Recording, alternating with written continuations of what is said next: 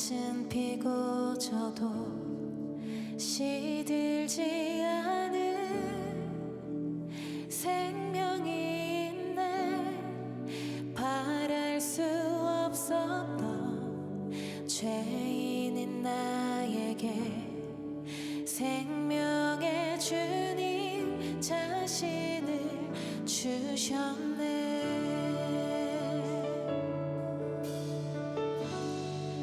계절은 흐르고 꽃은 피고 져도 시들지 않은 생명이 있네. 바랄 수 없었던 죄인인 나에게 생명의 주님 자신을 주셨네. 나의 삶은 내 주 예수의 것이니 내 생명 다해 예수로 살리. 내 모든 것 내 주 예수의 것이니 내 전부 되신 예수로 살리.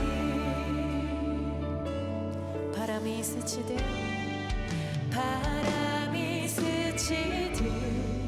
삶은 지나가도 꺼지지 않은 소망이 있네.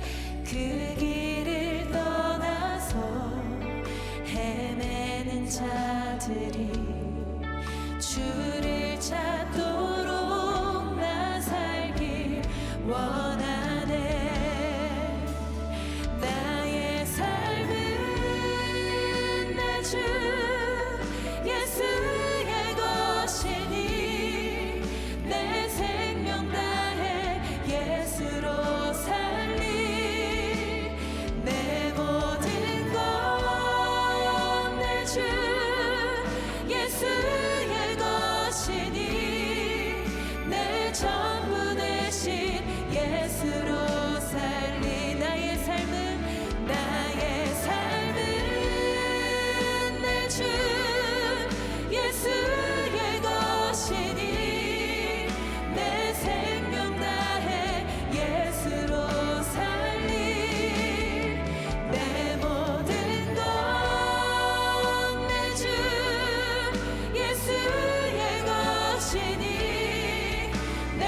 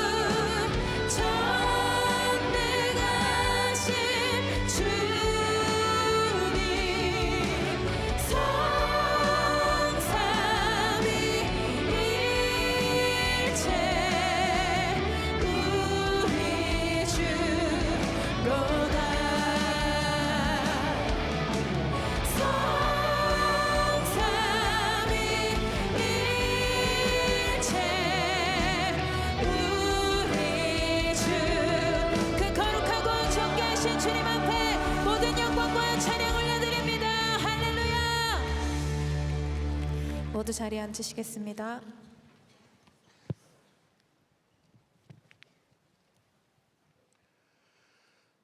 사랑과 은혜가 충만하신 하나님 아버지, 거룩하고 복된 주일을 허락하셔서 찬양과 경배를 드리게 하시니 감사합니다.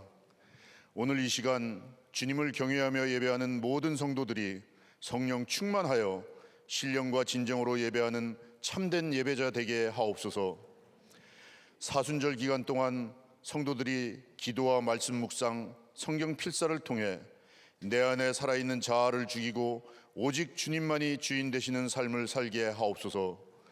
저희의 마음과 생각이 주님께로 향하게 하시고 고난의 길을 통해 생명의 길을 열어주신 주님의 임재를 깊이 경험하며 부활의 소망으로 나아가게 하옵소서.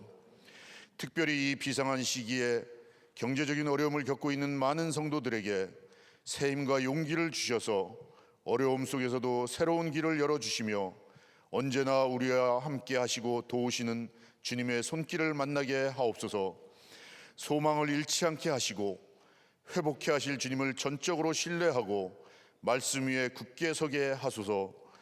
한국 교회와 이 민족 위에 영적 대각성이 일어나게 하시고 이 나라의 정치 지도자들이 하나님을 경외하며 한 마음으로 하나 되어 진정으로 국민을 사랑하고 섬기는 신실한 자들로 세워지게 하옵소서. 오늘 예수를 진정 주님으로 만나셨습니까? 라는 제목으로 말씀을 들고 단위에 서신 김다희 담임 목사님께 성령 충만하게 하옵시고 영육의 강건함으로 더하여 주옵소서. 생명의 말씀이 선포될 때 성도들의 마음의 문들이 열려지고 말씀에 순종하여 결단하게 하옵소서. 성령 하나님께서 우리의 영혼 안에 역사하셔서 우리의 육신과 삶을 변화시키는 놀라운 은혜의 시간이 되게 하여 주옵소서. 교회와 가정과 일터에서 감사가 끊이지 않고 우리의 입술에 찬양이 불려지고 말씀 함께와 예수 동행 일기를 통해 매일매일 주님 앞으로 한 걸음 한 걸음 더 나아가게 하옵소서. 우리의 다음 세대와 젊은이들이 평생을 주님께 헌신하는 자들로 세워지게 하옵시고 그 길들이 주님과 동행하는 시온의 대로로 열려지게 하옵소서. 더 브릿지 찬양대와 예배를 돕고 기도로 섬기는 모든 손길 위에 하나님의 은혜가 충만하게 하옵소서. 우리를 죄에서 구원하신 거룩하신 주 예수 그리스도의 이름으로 기도합니다. 아멘.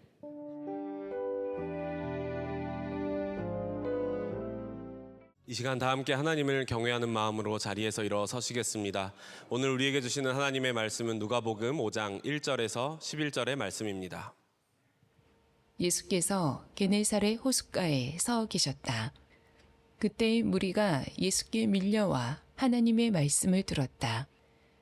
예수께서 보시니 배 두 척이 호숫가에 대어 있고 어부들은 배에서 내려서 그물을 씻고 있었다. 예수께서 그 배 가운데 하나인 시몬의 배에 올라서 그에게 배를 무태서 조금 떼어 놓으라고 하신 다음에 배에 앉으시어 무리를 가르치셨다.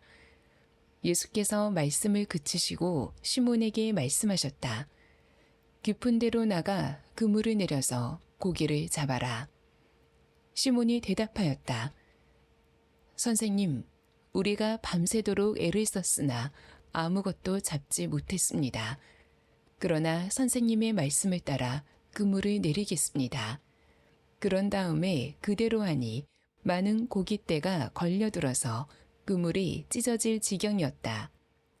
그래서 그들은 다른 배에 있는 동료들에게 손짓하여 와서 자기들을 도와달라고 하였다. 그들이 와서 고기를 두 배에 가득히 채우니 배가 가라앉을 지경이 되었다. 시몬 베드로가 이것을 보고 예수의 무릎 앞에 엎드려서 말하였다. 주님, 나에게서 떠나 주십시오. 나는 죄인입니다. 베드로 및 그와 함께 있는 모든 사람은 그들이 잡은 고기가 엄청나게 많은 것에 놀랐던 것이다. 또한 세베대의 아들들로서 시몬의 동료인 야고보와 요한도 놀랐다. 예수께서 시몬에게 말씀하셨다. 두려워하지 말아라. 이제부터 너는 사람을 낚을 것이다. 그들은 배를 무태 댄 뒤에 모든 것을 버려두고 예수를 따라갔다. 아멘. 하나님의 말씀입니다. 다 함께 자리에 앉겠습니다.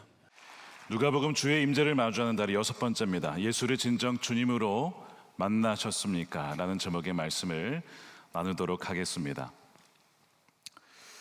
대법원 통계인데요. 작년 1월부터 10월까지 법인 파산 신청 수가 1,840건이 넘었답니다. 최근 3년간 2배 이상 급증을 한 것이죠. 경제가 어떤 면에서는 좋아진 것처럼 보이지만 한편으로는 굉장히 어두운 면이 있다는 겁니다.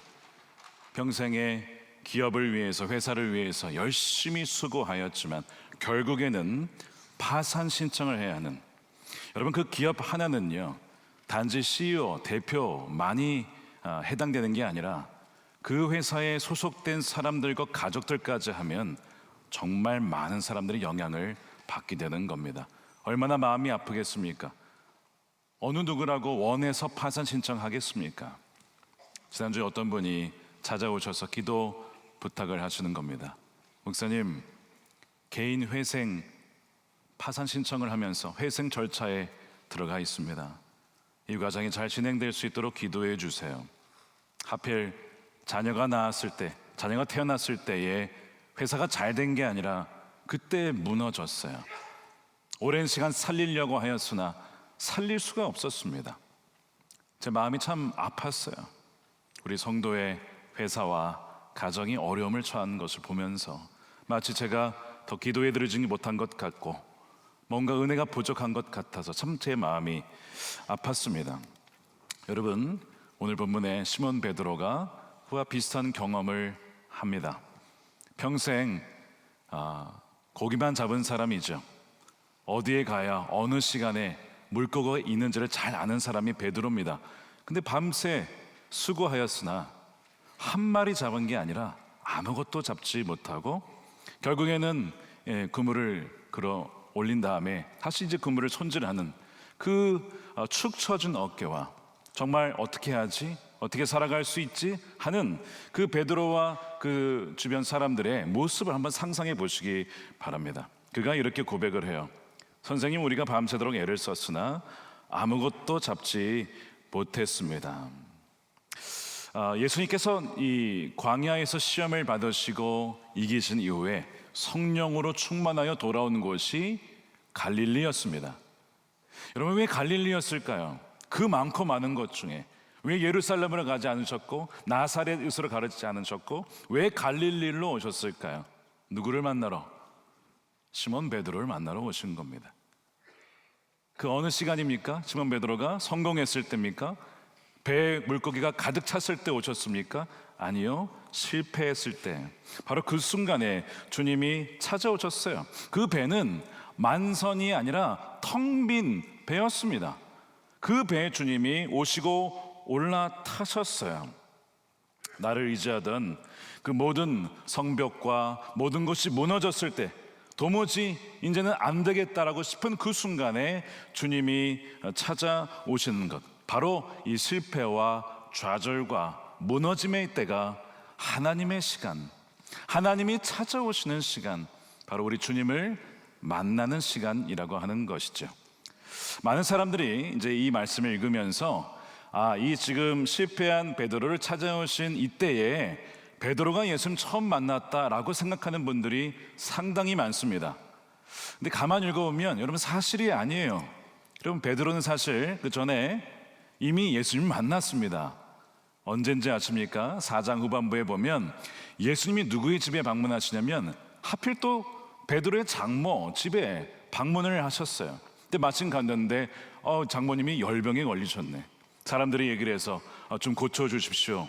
그러니까 그 열병을 꾸짖으죠. 열병아 물러갈지어다 하니까 그 병이 낫습니다. 자, 그 장면을 누가 봅니까? 옆에서 베드로가 봤어요. 야, 이 예수라는 분이 이 보통 분이 아니구나.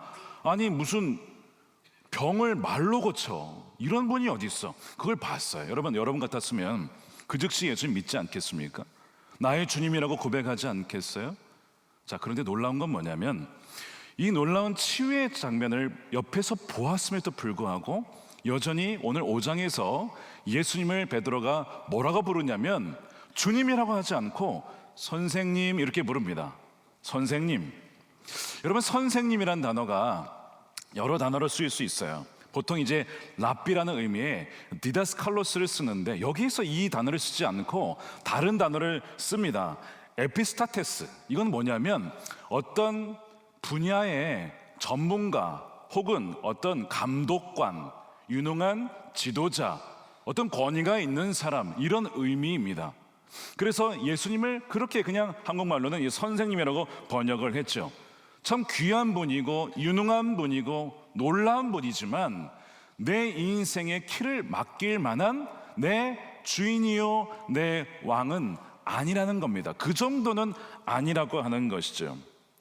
그러니까 여러분, 기적을 체험했다고 해서, 치유를 체험했다고 해서 반드시 예수님을 주님으로 믿게 되는 것은 아니라고 하는 거죠. 잠깐 마음은 바뀔 수 있고 잠깐 마음의 입술에 주님을 주님이라고 고백할 수는 있겠지만 진짜 변하지 않을 수도 있다는 것이 이 4장과 이 5장의 베드로를 보면 알 수가 있어요. 만약 이 순간 베드로가 죽으면 어디로 갈까요? 천국에 갈까요? 이런 못 갑니다. 예수님을 선생님으로 고백하고 선생님 수준으로 아는 한 여러분 천국에 가지 못해요. 예수님을 구주요, 즉 나의 구세주요, 나의 죄를 사해 주신, 그리고 주님으로, 왕으로 정말 믿고 신뢰하는 자만 가는 것이 하나님의 나라인데, 아직 베드로에게 예수님은 선생님이지 주님이 아니었다는 것입니다. 심지어 나중에 이제 마태복음 7장에 보면 이런 얘기를 하시죠. 산상수훈에서 나더러 주여 주여 하는 자마다 다 천국에 가는 것이 아니다. 내 말대로, 내 말씀대로 행하는 자, 순종하는 자, 그게 무슨 의미예요? 예수님을 주님으로 여기는 거예요. 그런 사람들마다 간다는 겁니다. 행해서 가는 게 아니라 정말 예수님이 주님임을 믿기 때문에, 그 믿음 때문에 가게 되는 것이죠. 그래서 지금 우리 베드로의 상황은 아직 주님을 정말 주님으로 받아들이지 않은 상황인데, 여러분 사실 참 충격적이게도 오늘날 우리가 크리스천이라고 하는 그리스도인들 중에서도 정기적으로 예배하고 주님을 찬양하고 입술로 나의 구세주요 나의 주님이라고 고백은 하지만 마음의 실상은 여전히 이 베드로처럼 한 유능한 전문가 정도로 생각할 수도 있다는 것입니다. 여러분, 성경을 가만히 보니까 이런 일들이 쭉 있어 왔어요. 예를 들면 아브라함이 하나님에 대해서 알았습니다. 아버지 데라를 통해서도 들었고 여러 가지 상황을 통해서 하나님에 대해서는 들었지만 하나님을 인격적으로 만난 건 아니었어요. 야곱도 마찬가지입니다. 할아버지 우리 아브라함의 하나님, 아버지 이삭의 하나님이지만 나의 하나님은 아니었던 거예요. 그분에 대해서 참 많이 들었습니다. 하지만 나의 하나님은 아직 아닌 그것이 야곱의 상황이었죠. 그래서 속였다가 빼앗았다가 도망을 갑니다. 모세는 어떻습니까? 어머니로부터 그리고 누님으로부터 야, 너는 하나님이 보내신 사람이야. 너는 너의 민족을 구원할 사람이야. 이런 얘기를 들었어요. 그래서 자기 힘으로 구원하려다가 결국엔 쫓겨나서 미디안 광야로 가게 됐죠. 하나님을 직접 만나질 못하고 하나님에 대해서는 많이 알았지만 모세도 하나님을 만난 건 아니었습니다. 자, 이런 일들이 성경에 쭉 나와 있는 거예요. 자, 그러니까 여러분 오늘 이 말씀을 들으시면서 내가 신앙생활을 몇 년을 했든 간에 상관이 없이 나는 정말 예수님이 나의 주님이신가 선생님이신가 이 부분을 잘 점검해 보셔야 됩니다. 자, 제가 여러분들을 위해서 정말 제가 여러분들을 사랑하는 마음으로 여러분 병원 가시면 진단 설문 받으시죠? 쓰시잖아요. 자가 진단 하시잖아요. 마치 그것처럼 오늘 여러분들의 그 지금 상황을 제가 점검할 수 있도록 너무 많이는 아니고 3가지 질문만 해드릴 테니까 옆 사람 컨닝하지 마시고 스스로만 정직하게 한번 속으로, 또 바깥으로 아멘 이러지 마시고 속으로 한번 점검을 해보세요. 점검 질문 3가지 들어가겠습니다. 첫 번째, 나는 예수님을 종교 영역의 전문가로 제한하고 있지는 않은가? 자, 영역을 분리하는 거예요.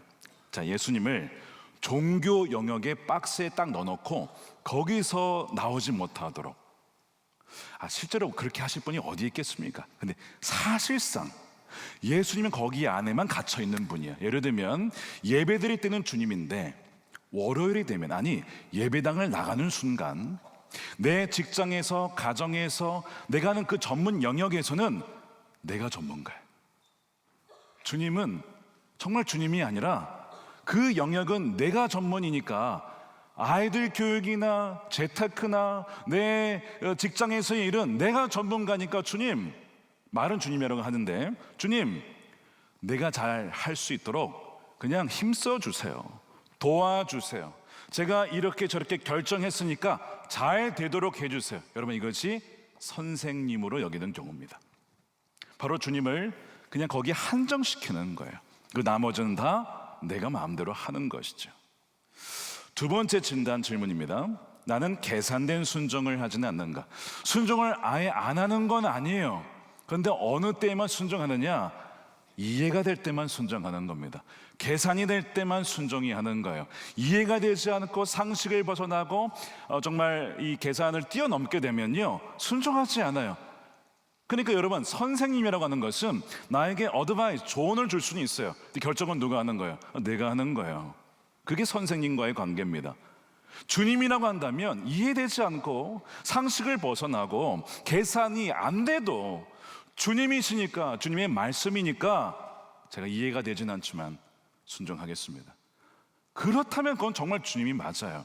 근데 계산된 안에서의 순종이라고 한다면 그것은 주님을 여전히, 예수님을 선생님으로 여기고 있을 가능성이 높다는 거예요. 여전히 내 데이터와 경험이 주님의 권위와 말씀보다 더 위에 있고, 주의 말씀이 들어와도 내 경험과 지혜로 필터링을 합니다. 어떤 것을 순종하고 어떤 것을 거부할지를 내가 결정한다면 죄송하지만 여전히 예수님은 선생님인 겁니다. 자, 체크하고 계십니까? 마지막 질문 들어가겠습니다. 나는 예수님보다 물고기에 집중하고 있지 않은가? 무슨 말이냐면 예수님이 그 주시는 무엇이 있어요? 자, 먼저 베드로에게 적용하면 그렇게 밤새도록 얻고 싶었던 그 물고기를 예수님이 주실 수 있어요. 몰아주실 수 있어요. 충분히 그러실 수 있는 분입니다. 그래서 어떤 분은요, 예수님보다 예수님이 몰아줄 물고기를 더 좋아하고 더 집중하는 사람이 있습니다. 그러니까 예수님이 주실 기적, 예수님이 빈 그물을 채워주실 그 무엇을 더 기대한다면 예수님은 나의 주님이라기보다는 선생님일 가능성이 많다는 거죠. 여러분은 예수님으로 인하여서 예수님 때로는 말씀하실 때 주님, 제가 죄인입니다. 주님, 제 안에 탐욕이 있습니다. 정욕이 있습니다. 제 안에 시기가 있습니다. 주님이 말씀하실 때 맞습니다, 주님. 이런 통렬히 회개하는 그 마음이 여러분 정말 있으십니까? 근데 어떤 말씀을 주면 마음에 안 들면 막 삐지고 막 거부하고, 예수님이 그냥 선생님인 거예요. 거부하는 거예요. 수업 거부, 뭐 이런 식으로 그렇게 여길 수 있다는 겁니다. 여러분, 세 가지 중에 몇 가지가 예수입니까? 세 가지 다입니까?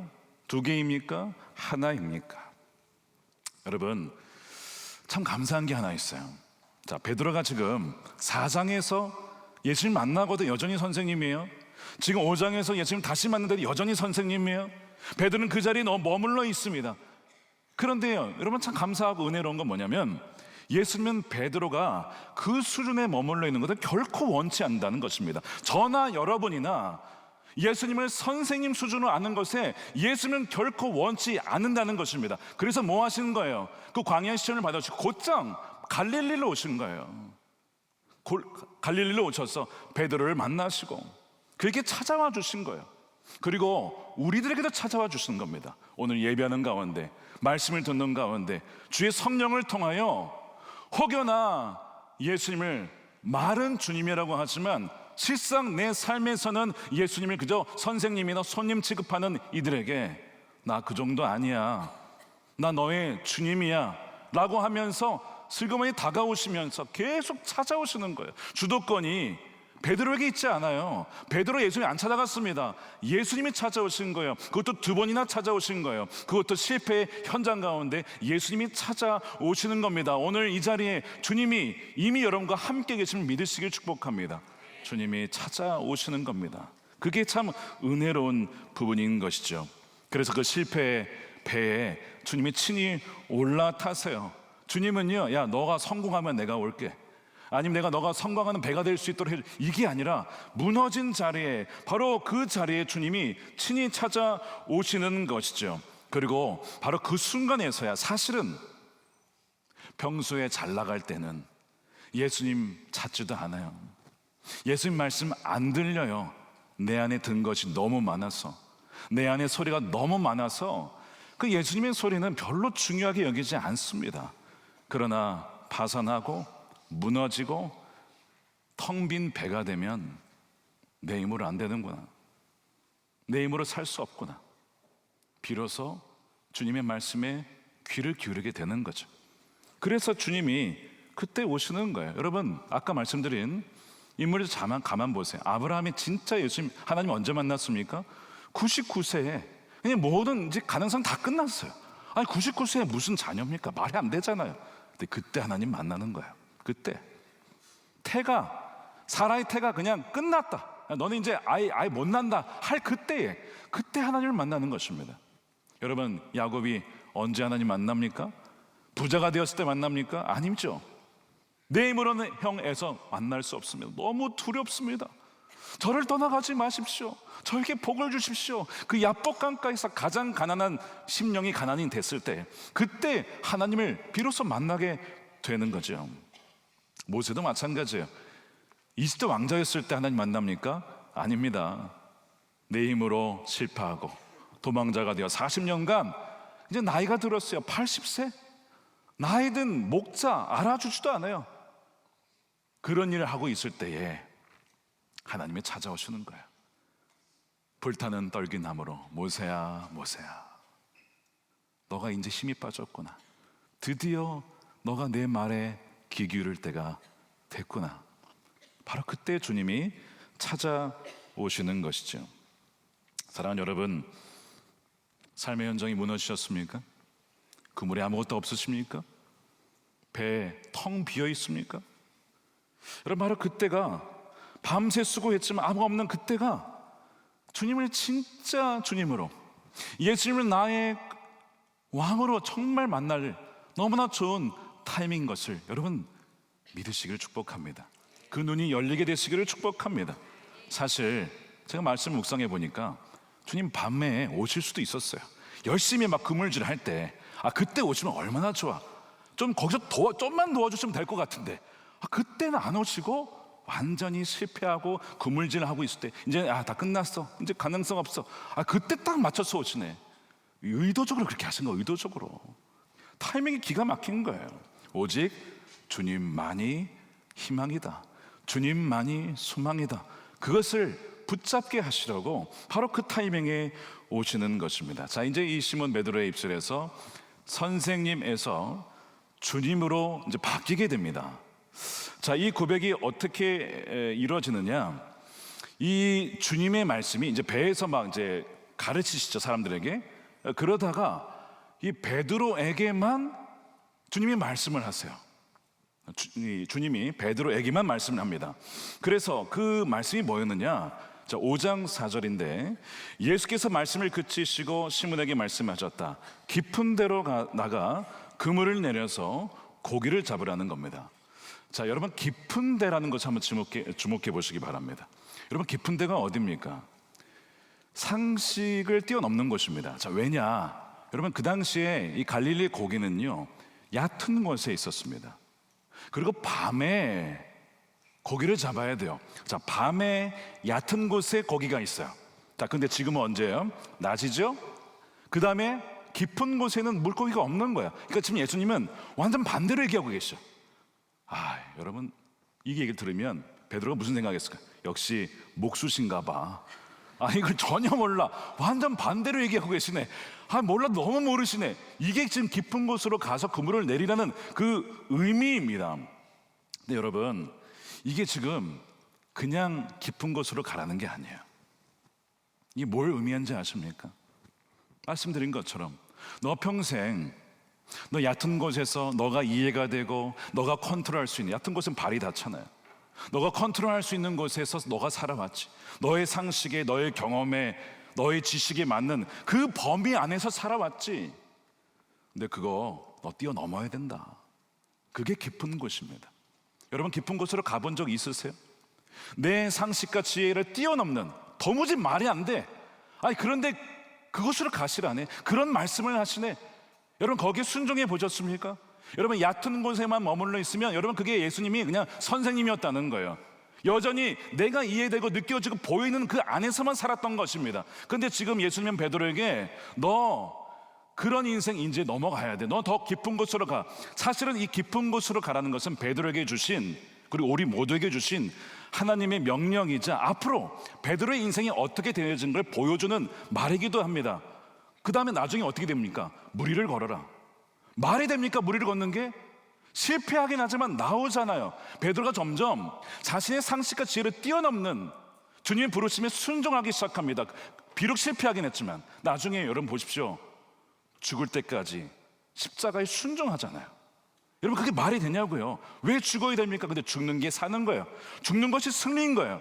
이 말도 안 되는 십자가의 복음의 능력을 결국에는 이 베드로가 경험하고 순종을 하게 되거든요. 이것을 우리에게 적용해 보면 우리가 사실은요, 얕은 곳에만 살아왔다는 것을 알게 됩니다. 근데 주님은 우리에게 깊은 곳으로 가라는 거예요. 제가 예전에 말씀드렸어요. 이민교회로 갈 때 아니, 목회자가 열 몇 명 바뀌고 싸움이 있고 재정도 없고 뭐 이런 곳에 여러분 가야 됩니까? 말이 안 되는, 가면 안 되는 거예요, 거기는. 근데 주님은 가라고 하시네. 여러분, 이게 깊은 곳으로 초청하시는 겁니다. 너의 지혜와 상식, 넌 도무지 이해 못할 거야. 근데 나는 너의 길을 알아. 너를 향한 가장 좋은 길을 알아. 너 내 말에 순종할 수 있겠니? 주님 말씀하시는 거예요.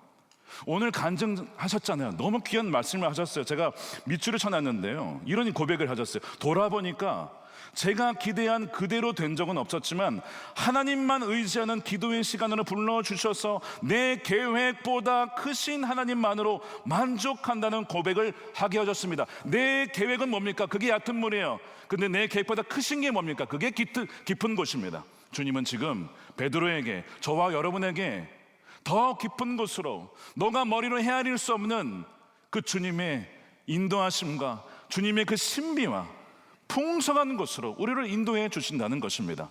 이 믿음에 따라 순종하는 저와 여러분들 되시기를 축복합니다. 자, 이것이 깊은 곳의 의미예요. 자, 그래서 시몬이 어떻게 대답합니까? 5절에 선생님, 우리가 밤새도록 애를 썼으나 아무것도 잡지 못하였습니다. 그러나, 이게 중요한 거예요. 그러나가 평생을 그렇게 살아본 적이 없어요. 말이 안 되는 얘기야. 그러나 선생님의 말씀을 따라, 지금 이게 겹쳐 있어요. 아직도 선생님이긴 한데, 근데 주의 말씀이라는 이 레마거든요. 레마에 따라서 가보겠다는 거예요. 자, 이게 이제 중첩이 돼요. 선생님으로 알고 있는 얕은 문에 있던 베드로가 레마의 말씀을 들어서 점차 이제는 주님으로 변해가는 요 중첩된 과정이 바로 이 5절입니다. 그래서 이 실패한 상황 속에서 이 말씀이 그냥 문자의 말이 아니라, 나와 상관없는 말이 아니라 내게 주시는 하나님의 말씀이 레마로 들려질 때에 비로소 이 베드로의 입술 속에서 예수님이 이제는 선생님이 아니라 주님으로 바뀌게 된다는 것이죠. 자, 그렇게 순종했더니 이해가 되진 않았지만 깊은 곳으로 간 거 아닙니까? 결과가 놀라웠어요. 물고기가 어마어마하게 잡힌 거예요. 2배에 가득 찰 정도입니다. 너무 많아가지고 사람들 다 놀랐어요. 자신의 이 어부 인생에 이런 걸 본 적이 없어요. 베드로도 그렇고 야고보도 그렇고 요한도 그렇고, 이거 말이 안 되는 일이 벌어진 겁니다. 사람들이 막 놀라고 있는데 베드로는요, 물고기를 세는 게 아니라, 야, 이게 얼마만이야, 이게 아니라 그 비린내 나는 갑판에 털썩 주저앉아 무릎 꿇고 전율하며 이렇게 얘기를 합니다. 시몬 베드로가 이것을 보고 예수의 무릎 앞에 엎드려 말하기를, 주님, 나에게서 떠나 주십시오. 나는 죄인입니다. 여러분 좀 이상하지 않습니까? 보통 사람 같으면 주님 대박입니다. 나를 절대 떠나지 마시고 저와 단독 계약을 하십시오. 그래서 평생 제가 정말 이 물고기 문제로 더 이상 시험 들지 않도록 그렇게 저와 전속 계약을 해주시면 좋겠습니다. 나를 떠나지 말아 주십시오. 이게 정상이죠. 근데 좀 정반대로 또 얘기하고 있네요. 저는 죄인입니다. 저를 떠나십시오. 지금 베드로가 본 게 뭔지 아세요? 선생님이 아니라, 이분 선생님이 아니야. 이분은 하나님이시네. 물고기를 명하여 도무지 깊은 곳에 이 낮에 도무지 올 수 없는 물고기를 말씀으로 몰아주셔서 잡게 하시는 이분은 선생님 정도가 아니라 창조주 하나님 그분이시구나. 그 거룩한 현존 앞에 딱 맞닥뜨린 거예요. 그러고 보니까 자신의 뭐가 보이는 거예요. 내가 그분을 선생님이라고 부르고 그분이 내 인생의 배의 선장인데 내가 선장 노릇하고 있네. 아니 그분이 내 배에 키를 잡아야 할 분이 그분을 손님처럼 취급하고 무시하고 뭐 이러네 저러네 내가 다 말하고 있었던 그 교만한 것이 얼마나 부끄러운지 저는 죄인입니다. 저를 불쌍히 여겨주십시오. 여러분 이사야서에 보면 이사야가 하나님 만났을 때 반응 뭔지 아십니까? 놀렐루야 이러면서 막 하나님 좋아하고 이게 아니에요. 하나님 만났을 때 경험이 두려움이었습니다. 큰일 났구나. 하나님 보니 이 부정한 입술, 이 입술로 하나님을 원망하고 찬양하지 못하고 이 입술로 남을 험담하고 깎아내렸던 화로다 망하였도다 이 부정한 입술을 가진 자, 뭐 이런 반응을 보입니다. 이런 비슷한 반응을 지금 베드로가 보이고 있는 거예요. 내가 주님을 뭘 한다고 선생님이라고만 취급했던 것. 2024년에 에즈베르 대학의 성교학 교수님이신 김삼 교수님 우리 교회 오셔서 말씀 전하셨는데 여러분 그때 기억나세요? 2023년 2월에 이 에즈베르 대학의 부흥이 마이스터 이구민 현장에 갔어요. 잠깐 간 것 같은데 8시간 9시간이 흘러갔다는 거예요. 이 하나님의 임재 가운데 있으면요 이 시간 개념이 없습니다. 시간은 하나님 만드신 것, 창조 개념인데 그걸 뛰어넘어 역사하신 분이 시간이 금방 갔대요. 근데 그게 중요한 게 아니라 하나님 만났을 때 이분 표현이 뭔지 기억나세요? 이거였습니다. 맙소사, 하나님 정말 살아계시네. Oh my goodness, God is alive, God is real. 하나님 진짜 살아계시네. 근데 큰일 났다는 거예요. 왜 큰일 났을까요? 똑같은 겁니다. 자기가 신학도 가르치고 중동 선교사로도 가고 하나님은 이러저러한 분입니다 라고 얘기도 하고 얼마나 자기가 말했던 것이 교만하는 것인가, 얼마나 우스웠던 것인가. 토마스 아퀴나스가 신학대전이라는 책을 썼거든요. 하나님의 임재를 경험하면서 뭐라고 했는지 아세요? 내가 쓴 책 모든 건 다 지푸라기와 같다. 약간 비슷한 표현이에요. 또 이런 얘기를 합니다. 야, 하나님 임재 속에서니까 내가 걱정하고 염려하고 나의 부족함, 연약함 했던 것이 얼마나 하나님 앞에 죄스러운 것인가. 이게 무슨 얘기냐면 한두 살짜리 꼬마아이가 한숨을 푹 쉬면서 우리 집 예산을 걱정하고 있는 거예요. 애가 막 자기가 부모님이 있는데 여러분 생각해 보세요. 얼마나 우스워. 네가 왜 그걸 걱정해? 부모님 입장에서 기분 나쁘죠. 걱정하면. 하나님이 살아계신데 하나님이 함께 하시는데 왜 한숨 푹 쉬면 마치 하나님이 안 계신 것처럼, 하나님은 돌아가신 것처럼, 하나님은 주무시는 것처럼 왜 그렇게 염려했을까? 하나님 앞에 너무 죄송한 거죠. 이게 그분의 경험이에요. 그리고 이것이 오늘날 진짜 주님을 만난 자들의 고백인 것입니다. 나는 죄인입니다. 주님을 떠나서 하나님 없이 내 힘으로 살아가고자 했던 죄인입니다. 나를 불쌍히 여겨주십시오. 나를 떠나소서라고 그렇게 고백하는 것이죠. 그래서 이 죄인이라고 하는 것은 도덕적인 잘못이 아니라 말씀드린 것처럼 내 인생의 배에 내가 주인 되었다는 것, 주님을 주인으로 여기지 못했다는 것을 회개하고 있는 거예요. 그래서 주님은 그 파산을 통해서 베드로가 선생님에서 예수님을 주님으로 여길 수 있도록 정말 따라다니는 주님만을 붙잡는 자가 될 수 있도록 그렇게 하신 것입니다. C.S. 루이스가 쓴 책 중에 가장 탁월한 책, 베스트는 단연코 순전한 기독교고 저에게도 가장 큰 영향을 미친 책입니다. 근데 그 책에 보면 이런 얘기를 해요. 이제 소위 오늘 본문으로 비유하자면 선생님으로 주님으로 넘어갈 때, 자, 이 그리스도인들의 단계가 있는데 오늘로 얘기하면 선생님으로 고백하는 정도였다가 주님으로 넘어가는 단계에 어떤 일이 벌어지냐면 건강을 상하고 질병이 찾아오고 재정의 문제가 찾아온다는 거예요. 그 사람들이 왜 주님 저에게 이런 일이 벌어집니까? 이런 얘기를 한다는 거예요. 근데 이 루이스가 무슨 얘기를 하냐면 놀라지 말라는 거예요. 라고 하면서 우리 인생을 살아있는 집이라고 생각해 보라면서 이런 이야기를 합니다. 여러분 자신이 살아있는 집이라고 상상해 보십시오. 하나님이 오셔서 그 집을 다시 지으려 하십니다. 처음에는 그가 하는 일이 이해가 될 것입니다. 하수구를 고치고 지붕이 새는 곳들을 막는 등 그런 일들을 하십니다. 이런 것들은 필요한 일이므로 놀랄 필요가 없습니다. 그런데 얼마 안가 집을 마구 때려 부수기 시작하는데 지독하게 아플 뿐 아니라 도무지 이해가 안 됩니다. 도대체 그가 무슨 짓을 하고 있는 것입니까? 왜 내 인생의 집을 때려 부수고 계십니까? 그는 여러분의 생각과 영 다른 집을 짓고 계십니다. 여기에는 한쪽 벽을 새로 세우고 저기에는 바닥을 더 깔고 탑을 새로 올리고 마당을 만드십니다. 여러분은 보기 좋은 작은 오두막집을 생각했는데 그는 궁전을 짓고 계십니다. 그는 친히 그 궁전에 살 작정이십니다. 예수님은 사실상 그냥 선생님 정도로 여겼던 많은 이들에게 인생의 집을 부시는 그 고통과 파산의 과정을 겪으면서 주님은 우리를 파멸시키려고 하는 것이 아니라 우리와 전혀 다른 계획을 가지시고 사실상 정말 예수님이 우리 인생의 주인 되시는 그 집을 만드시기 위하여 때로는 벽을 허무시고 바닥을 드러내시고 그렇게 공사를 하고 계시는 것이죠. 지금 베드로에게 일어난 일이 바로 정확하게 그것입니다.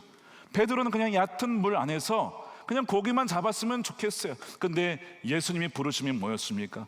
너는 나를 따르는 나의 제자여 이제는 사람을 살리는 사람을 낚는 제자가 될 것이다.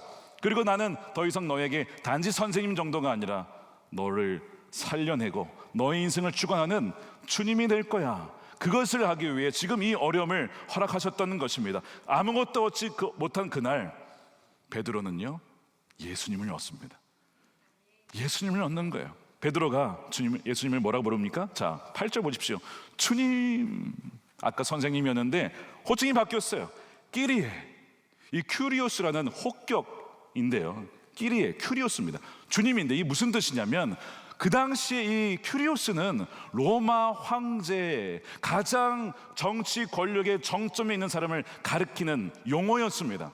그리고 수많은 노예들을 부리는 주인을 뜻하는데 그 노예와 종의 생명과 재산과 심지어 그의 미래까지 생사 여탈권을 쥐고 있는 자가 누구예요? 그 사람이 여러분 큐리오스입니다. 더 나아가서 여러분 구약의 히브리어를 헬라어로 번역한 70문역 성경에 야훼 스스로 존재하시는 하나님, 야훼 하나님을 뭐라고 번역했을 거예요? 헬라어로? 여러분 큐리오스로 번역합니다. 자, 그러니까 이 베드로가 예수님을 큐리오스라고 끼리라고 부른 것은 무슨 뜻이냐면 더 이상 예수님 저에게 선생님 정도가 아니라 내 인생 전부를 쥐고 계시며 내 인생의 현재 미래 모든 것을 인도하시고 쥐고 계시는 로마 황제보다 더 위에 모든 만물을 통치하시는 나의 주님이십니다. 여호와 하나님 야훼 하나님 그분이십니다 라는 고백입니다. 얼마나 놀란 위대한 고백인지 몰라요. 그렇게 지금 여기에서 모든 걸 잃은 자리에서 모든 것을 가지신 야훼 하나님 주님을 만나게 되고 얻게 되는 것입니다. 이 놀라운 은혜가 오늘 여러분들에게 부어지게 되기를 축복합니다. 자, 그래서 더 이상 주님을 얻었기 때문에 베드로에게 물고기는 중요하지 않아요. 물고기 카운트하지 않고요, 카운트하지 않을 뿐만 아니라 물고기를 버려두고 갑니다. 자, 11절 보십시오. 그들은 배를 무채된 뒤에 모든 것을 버려두고 예수를 따라갔다. 배도 버리고 그물도 버리고 물고기도 버리고 그토록 원하던 물고기가 왔는데 그토록 원하던 재정이 들어와도 거기에 이제 관심이 없어요. 왜요? 그 모든 것이 다 주님 안에 있어요. 주님이 모든 것을 다 갖고 있어. 주님이 내 인생의 모든 것을 다 쥐고 계셔. 그분을 따라야지 물고기를 따라가면 안 되는 것입니다. 여러분, 무엇을 선택하시겠어요? 주님이십니까? 아니면 주님이 주시는 그 무엇입니까? 10,000원짜리와 여러분 1억 원 수표 중에 뭘 선택하시겠어요? 죄송합니다. 이런 바보 같은 질문 드려서. 10,000원짜리와 1억 원 중에 당연히 이거 택하겠죠. 근데 어떤 사람은요 10,000원짜리 택할 수 있습니다. 아이들은요 수표 모르잖아요. 잘 몰라. 이게 뭐야? 그리고 10,000원짜리 가져가요. 지폐니까. 분별이 안 되는 거예요. 뭐가 더 영원하고 크고 영원한 가치가 있는지를 모르니까 엉뚱한 걸 선택하는데, 지금 예수님을 선생님 정도로 여기는 분들은 죄송하지만 10,000원짜리 택합니다. 예수님이 주시는 그 물고기 택해요. 그러나 정말 예수님을 주님으로 여기고 나의 상식과 지혜와 경험을 뛰어넘어서 깊은 데로 인도하시는 주의 말씀을 따라가는 사람들은요 물고기가 아니라 정말 주님을 선택하고 따라가게 되는 것입니다. 그 사람들에게 영원한 생명이 있고 부활이 있고 주님의 그 모든 권세와 능력이 그 사람에게도 함께 부어지게 된다는 것이죠. 여러분 잘 아시는 디트리트 보네퍼, 독일의 신학자여 순교자죠. 이 사람 천재입니다. 21살에 신학 박사학위를 받고 그때 쓴 책을 읽어보면 야 어떻게 21살에 이런 책을 쓸까? 기가 막혀요. 정말 그냥 겸손해질 수밖에 없어요. 그분 앞에 서면. 그 정도로 뛰어난 사람인데 그때 보네페가 사실 회심한 게 아니었습니다. 그가 나중에 고백을 해요. 나는 진짜 예수님을 주님으로 여긴 게 아니었다라고. 계기가 있었어요. 1930년에 뉴욕에 유니온 신학교를 가게 되면서 강의도 하고 여러 가지 하는데 거기에서 이제 할렘에 있는 한 흑인 교회를 갑니다. 그 예배를 드리는데 되게 이제 가난한 사람들이 많아요. 근데 예배를 진짜 살아계신 하나님 앞에서 예배하는 것처럼 예배를 드려요. 이렇게 조용한 게 아니라 여러분 흑인 예배 들어가면요 굉장히 시끄럽습니다.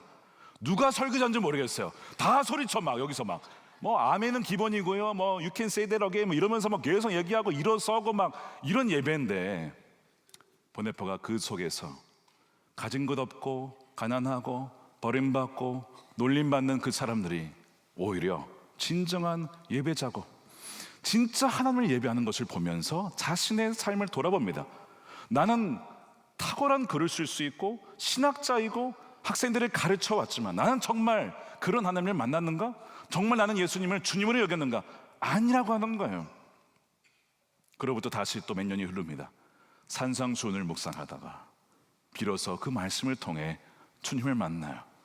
그 감격과 그 자신의 파산했던 그 경험을 엘리자베트 진이라는 분에게 편지를 써서 이렇게 털어놓았습니다. 나는 그동안 교회 내에 말하고 설교도 했지만 그때까지 나는 아직 그리스도인이 아니었네.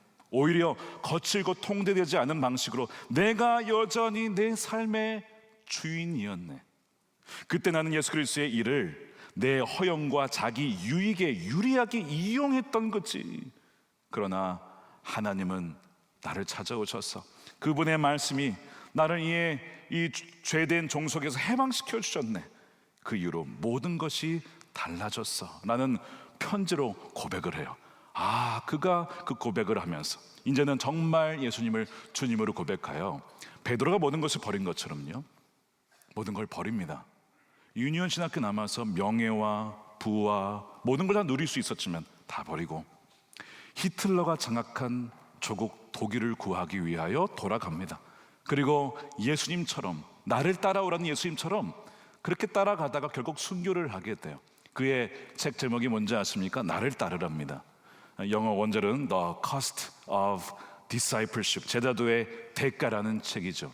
그 책의 내용이 바로 그겁니다. 주님이 우리에게 주신 은혜는 값비싼 은혜이기 때문에 우리가 그분께 드리는 것은 어떤 것도 결코 과함이 없다는 거예요. 주님이 나에게 모든 걸 주셨기 때문에 마땅히 주님께 우리도 그런 대가를 드려야 된다라고 하는 그런 책을 썼어요. 사랑하는 여러분, 이런 선생님에서 예수님을 주님으로 만나게 되는 역사는요 계속 벌어지는데 우리 교회에도 벌어집니다. 지난 금요 성결필 마치고 한 분이 기도 받으러 오시면서 이런 고백을 하셨는데 제가 죄송하지만 허가를 받지 못했지만 기도 제목이 너무 귀해서 익명으로 좀 소개를 해드리려 합니다. 저는 중학교 교사입니다. 재작년 몸도 마음도 지쳐서 육아 휴직을 하였습니다. 남자분이세요. 그러나 주님은 이 시간을 주님을 인격적으로 만나는 시간으로 선용하여 주셨습니다. 그리하여 모태신앙 40년, 자 40년간 신앙생활을 왔어요. 근데 이분의 고백이 껍데기뿐이었던 신앙생활이었습니다. 모태신앙 40년 껍데기뿐이었던 신앙생활에서 저의 믿음의 눈을 열게 하셨습니다. 이제 곧 복직을 앞두고 있습니다. 매일의 직장 현장에서 예수님과 동행하는 그 기쁨을 맛보아 누리고 싶습니다. 오늘 말씀대로 사사기의 바락처럼 주님이 함께 하시면 나도 가고 내가 하는 것이 아니라 주님이 하시는 믿음의 사람이 되기를 원합니다라고 하면 정말 간절하게 기도를 받으시는데, 기도 받는 그분도 그랬지만 저도 그분을 보면서 정말 이 순수한 믿음에 참 감동이 되었습니다. 여러분, 40년간 그분에게 예수님이 누구였습니까? 그냥 선생님이었어요. 그런데 너무 감사한 게 뭐예요? 그냥 그대로 두지 아니하시고 예수님이 찾아오신 거예요. 찾아오셔서 결국에는 예수님을 주님으로 고백하게 하시고, 일상에서 이제는 공직 그 영역에서도 정말 그리스도인답게 살아갈 수 있도록 그렇게 마음을 변화시켜 주신 것입니다. 사랑하는 여러분, 오늘 이 자리에 참여한 모든 분들에게 어느 한 명도 그냥 왔다 가지 않게 하시고, 올 때에는 예수님을 선생님으로 여겼다가도 돌아갈 때에는 완전한 나의 큐리오스 주님으로 고백하며 자신의 인생을 온전히 내어드려서 주님을 끝까지 따라가시는 저와 여러분들의 인생이 되시기를 주님의 이름으로 축원드립니다. 함께 이 시간 기도하겠습니다. 걸어가고 자비하신 아버지 하나님, 참 감사합니다. 베드로는 예수님을 만났어도 또 만났어도 그저 선생님이라고 하였는데, 주님은 베드로를 포기할 수 없었습니다. 그래서 찾아오셨던 것처럼 오늘 이 자리에도 입술로는 주님을 주님이라고는 하지만 사실상 예수님을 그저 선생님으로 여겼던 이들을 포기하지 않고, 우리를 포기하지 않고 오늘 예배 가운데 말씀으로 성령으로 찾아와 주신 주님 은혜에 감사드립니다. 아버지 하나님, 모든 것을 잃어버린 파산의 현장 가운데 있는 이들이 있습니다. 밤새 수고하였지만 아무것도 얻지 못한 그 절망의 현장 속에, 그러나 그 베드로가 그 아무것도 얻지 못한 그날 결국 전부이신 주님을 얻게 된 것처럼 이 자리에 참여한 파산한 저희 영혼과 경제적으로 정서적으로 파산한 분들이 있습니까? 그러나 전부 되신 주님을 얻게 되어주는 아버지, 이 시간이 되게 하여 주시옵소서.